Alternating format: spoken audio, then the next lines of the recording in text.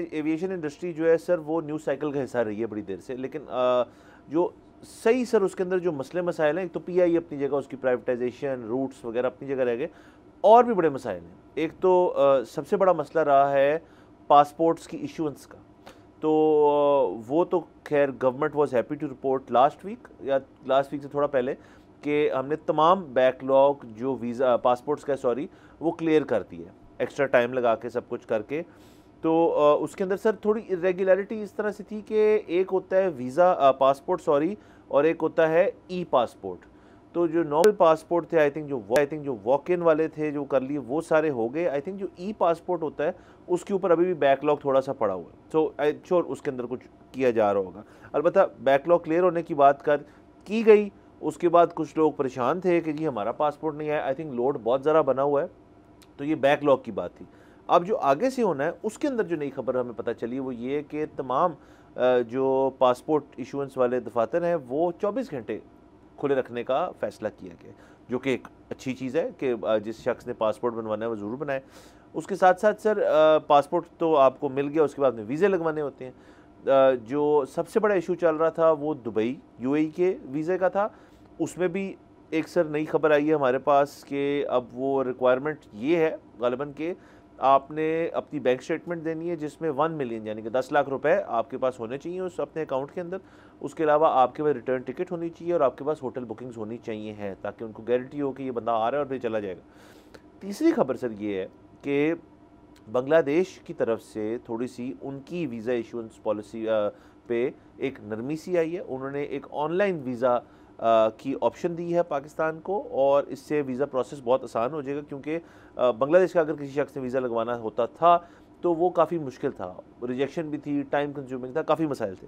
तो वो उसके अंदर भी ईज़ आई है। तो एक तरफ दुबई जो है वो मज़ीद रिस्ट्रिक्शंस लगा रहा है, बांग्लादेश की तरफ से नरमी आ रही है, और पासपोर्ट्स जो हैं वो इनकरेज किया जा रहा है लोगों को कि हम 24 घंटे दफ्तर खोल रहे हैं और बैकलॉग भी क्लियर है तो आप बनवाएं। जी, ये तो बहुत ही अच्छी खबर है कि 24 घंटे पासपोर्ट ऑफिसेज खुले हैं। देखें इस वक्त पाकिस्तान की सिचुएशन का आप इससे हिसाब कि जो अपोजिशन है उनका सबसे बड़ा फ्लेक्स ये है कि जी हम अगर कह देंगे तो बाहर से लोग पैसे भेजना बंद कर देंगे।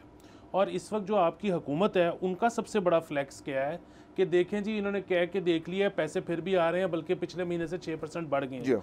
यानी कि दोनों अपोजिशन और हुकूमत का टोटल फ्लेक्स है ओवरसीज पाकिस्तानीज को लेके ही है। सो आप अगर फिर जितना हो सके फैसिलिटेट कर सकें लोगों को बाहर भिजवाने में करें।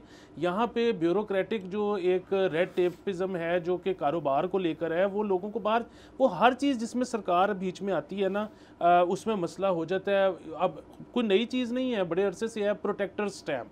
ठीक है कि अगर कोई शख्स है जिसके पास बाहर का वर्क वीज़ा है तो उसको जाने से पहले प्रोटेक्टर स्टैंप लगवानी है। प्रोटेक्टर स्टैंप जी, वो होता है कि जी वो अगर खुदा न खास्ता आपको कुछ बाहर हो गया तो वो कुछ शायद लाख रुपया या कितने रुपए आपके इधर घर वालों को दे देते हैं।